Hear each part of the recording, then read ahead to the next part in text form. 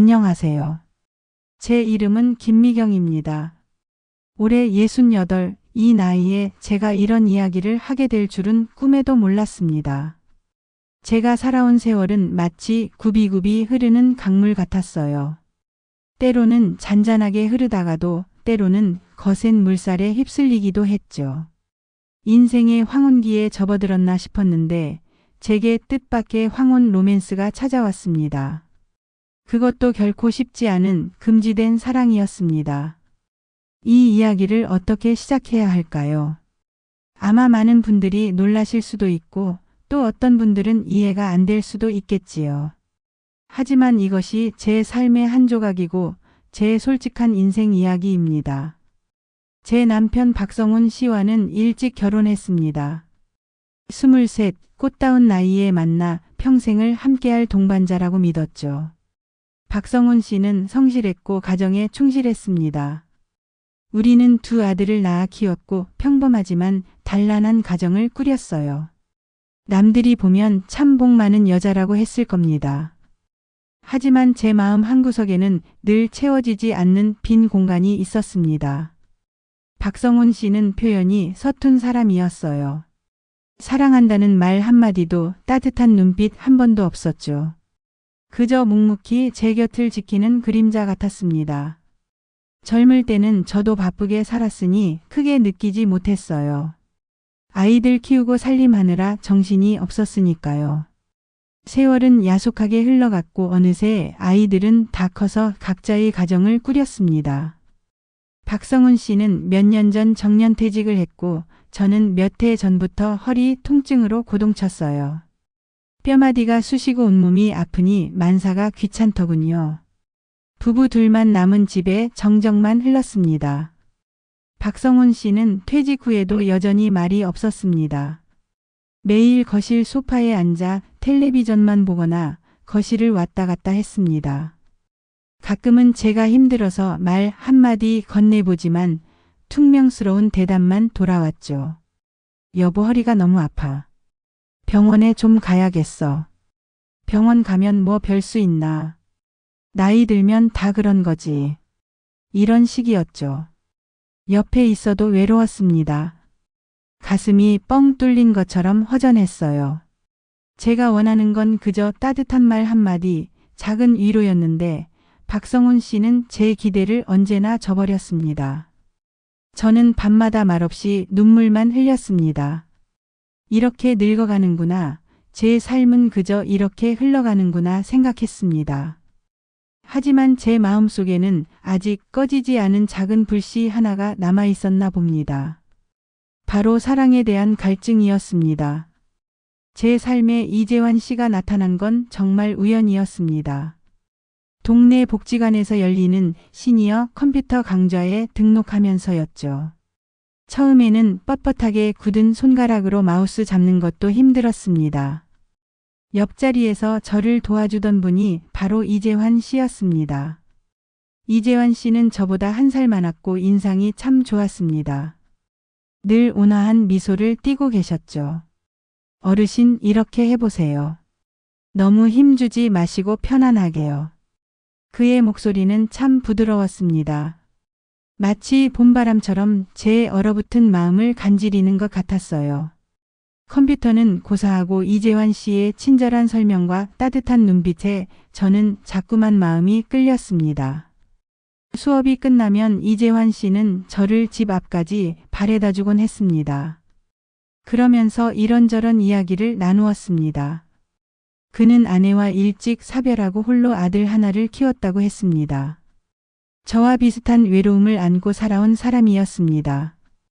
그의 이야기는 제 마음을 깊이 울렸습니다. 이재환 씨는 제게 박성훈 씨가 해주지 못했던 따뜻한 말들을 건넸습니다. 김미경 씨는 마음이 참 곱고 따뜻한 분 같아요. 무슨 말씀을요? 그냥 평범한 아줌마죠. 아니에요. 저에게는 김미경 씨가 참 특별해 보여요.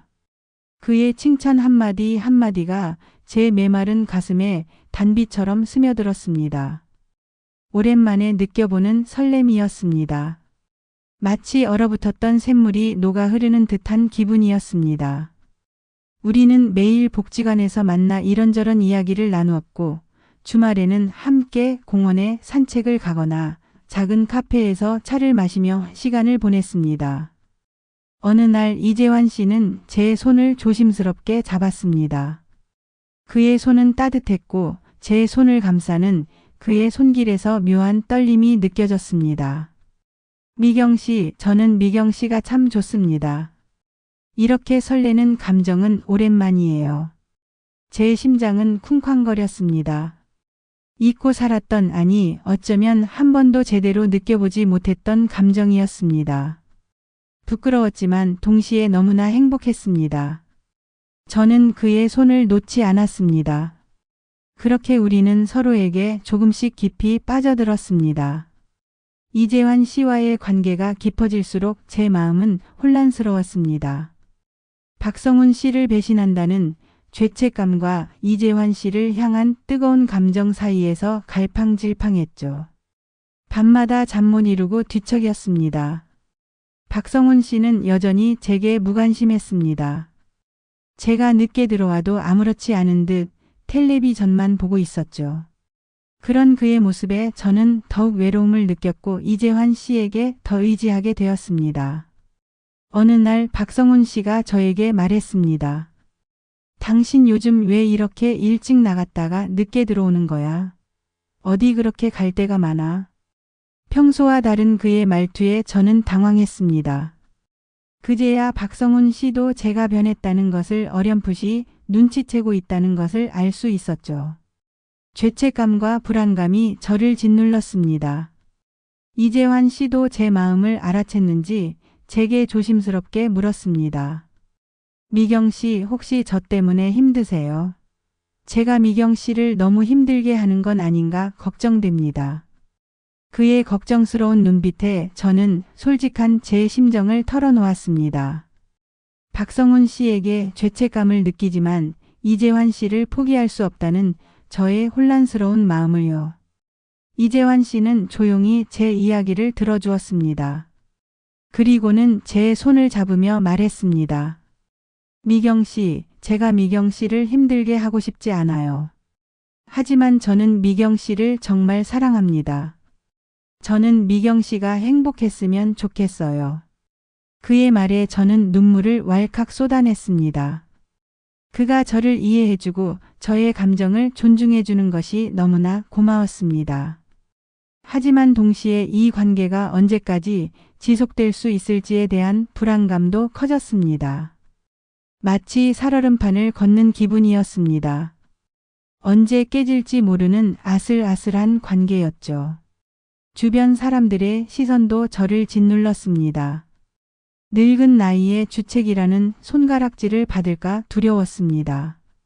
이 모든 것이 금지된 사랑이 주는 고통이었습니다.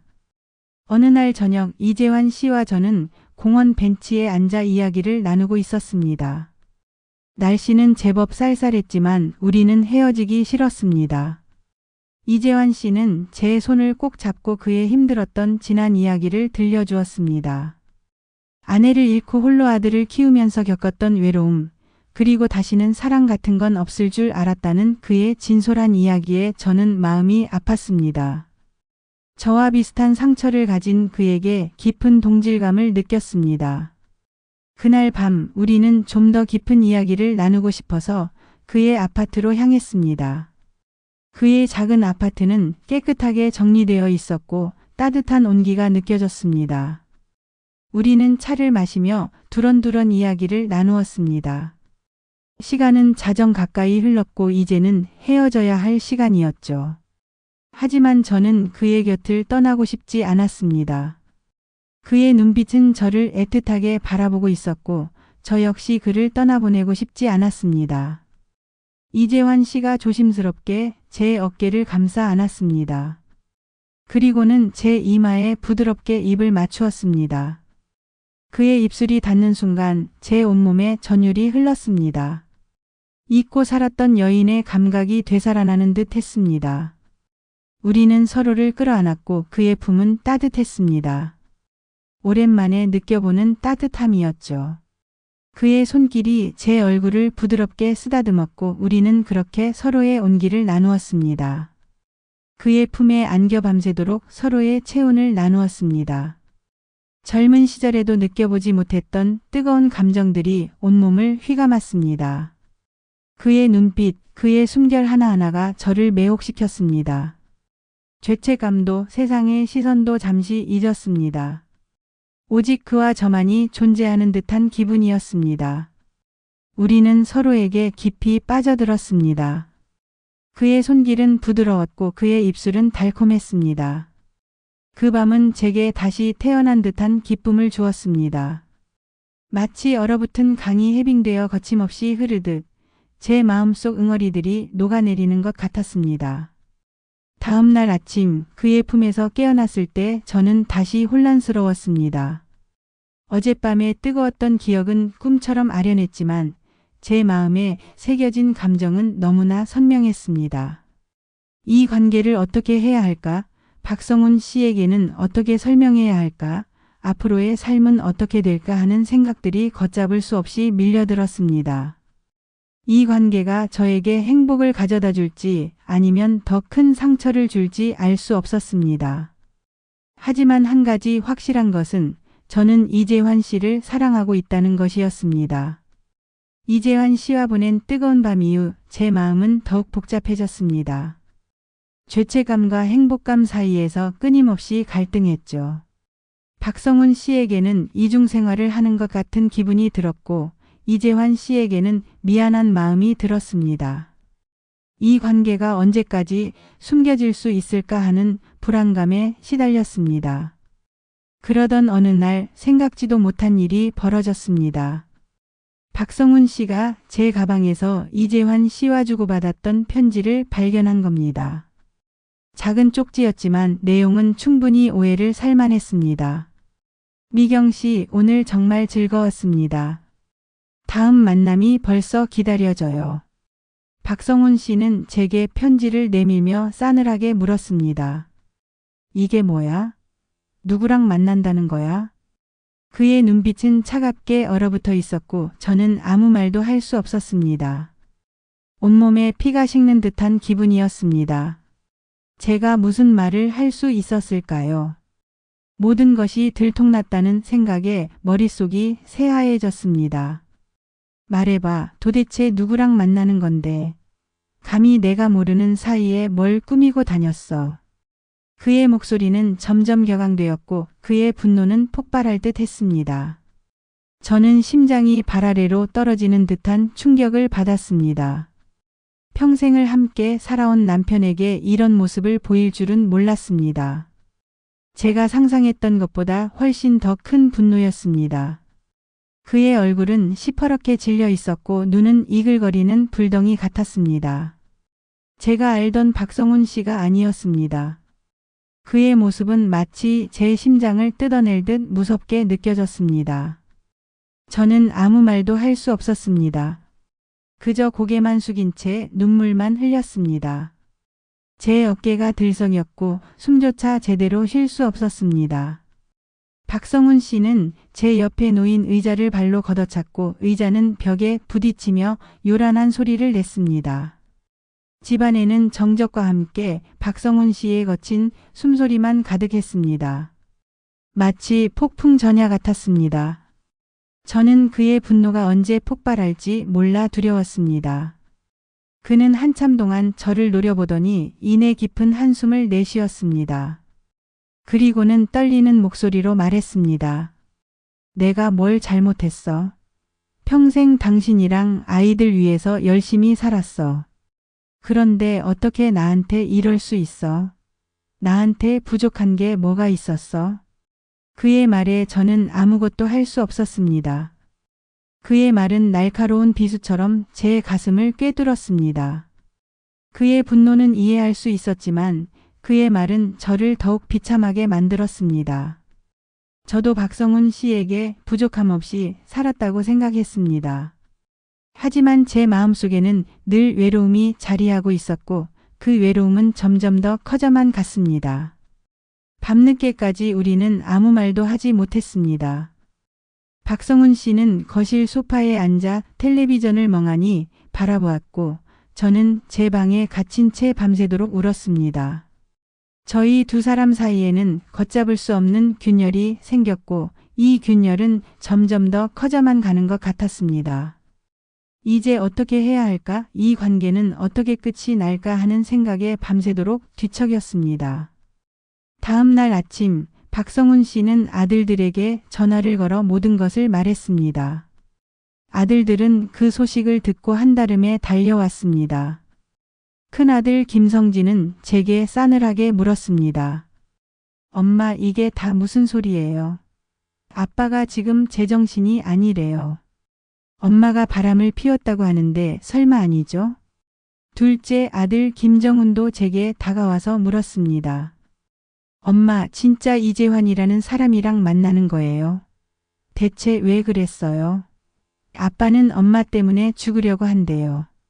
두 아들의 눈빛은 원망과 실망으로 가득 차 있었습니다. 저는 아무 말도 할 수 없었습니다. 그저 고개만 숙인 채 눈물만 흘렸습니다.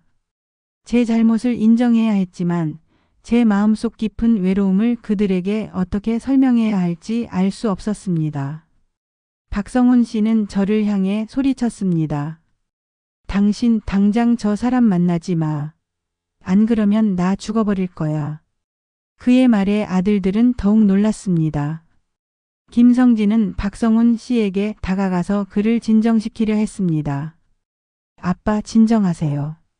일단 진정하시고 엄마랑 이야기 좀 해보세요. 하지만 박성훈 씨는 제 말을 들으려 하지 않았습니다. 그는 저에게 이혼을 요구했습니다. 나는 당신이랑 더 이상 못 살아. 당장 이혼해줘. 그의 말에 저는 망연자실했습니다. 평생을 함께 해온 남편에게 이혼이라는 말을 듣게 될 줄은 꿈에도 몰랐습니다. 아들들은 저를 설득하려 했습니다. 엄마, 제발 정신 차려요. 지금 이게 뭐 하는 짓이에요? 아빠랑 헤어지면 엄마 혼자 어떻게 살 건데요? 아들들의 말은 저를 더욱 힘들게 했습니다. 제가 저지른 일이라는 것을 알았지만 그들에게 제 마음속 깊은 외로움을 어떻게 설명해야 할지 알 수 없었습니다. 저는 그저 눈물만 흘렸습니다.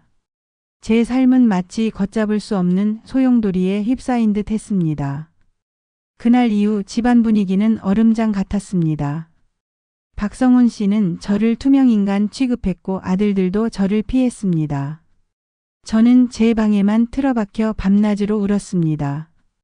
이재환 씨에게는 전화를 걸어 이 상황을 설명했습니다. 그는 제게 미안하다며 제가 힘들어하는 모습이 너무나 가슴 아프다고 했습니다. 그리고는 이렇게 말했습니다. 미경 씨, 저는 미경 씨가 행복했으면 좋겠어요. 제가 미경 씨를 더 이상 힘들게 하고 싶지 않아요. 그의 말은 제 가슴을 더욱 아프게 했습니다. 저를 진심으로 사랑해주는 그의 마음을 알기에 더욱 괴로웠습니다.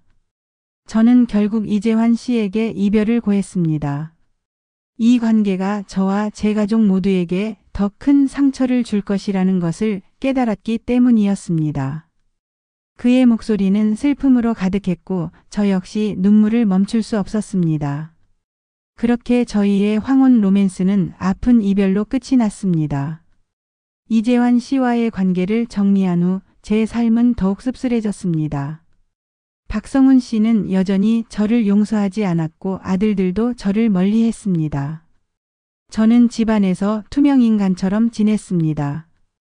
식사도 각자 했고 대화는 단절되었습니다. 저는 매일 밤 눈물로 지새웠습니다. 제가 저지른 잘못이라는 것을 알지만 제 마음속 깊은 외로움은 사라지지 않았습니다. 어느 날 제가 혼자 거실에 앉아 있는데 박성훈 씨가 저에게 물었습니다. 당신 나랑 왜 결혼했어? 그의 갑작스러운 질문에 저는 당황했습니다. 그리고는 제 삶을 되돌아보았습니다. 저는 왜 박성훈 씨와 결혼했을까요?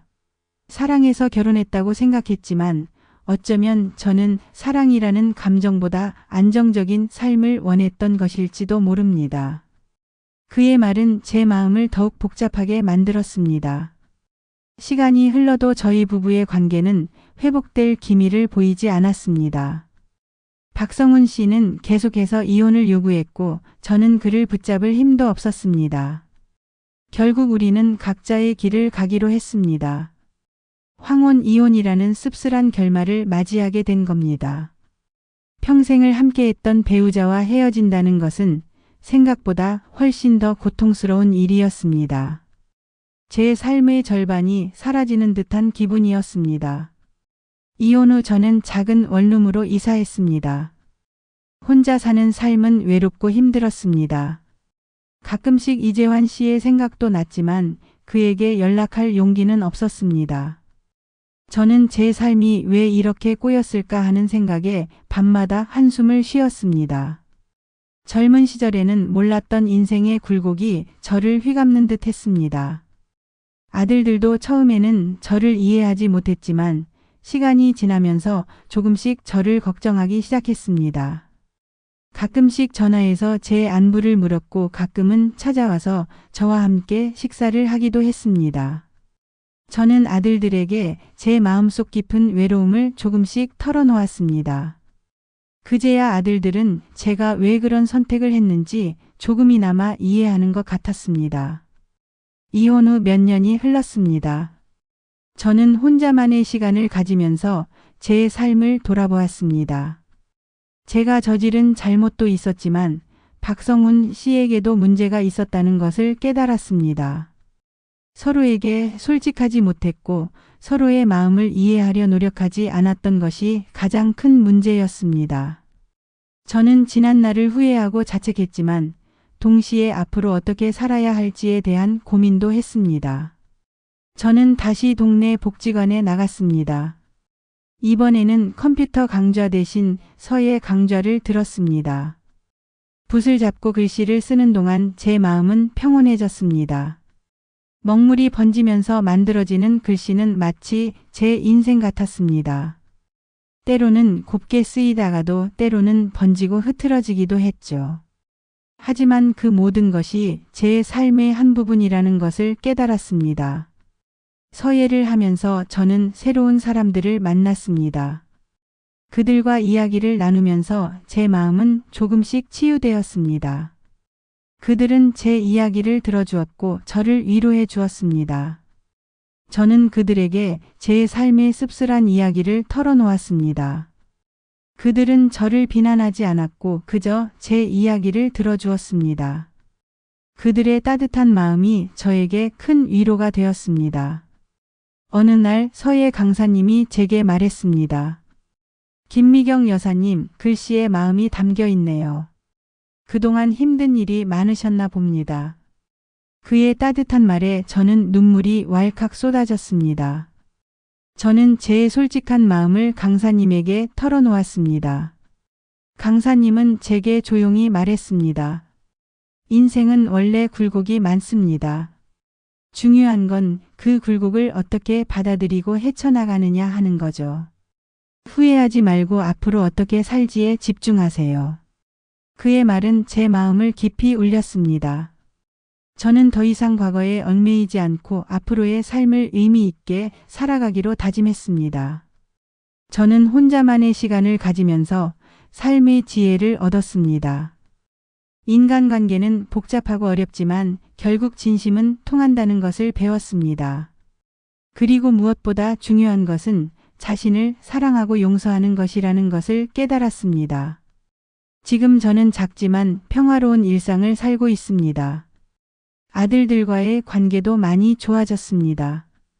가끔씩 아들들과 손주들이 찾아와서 제 곁을 지켜줍니다.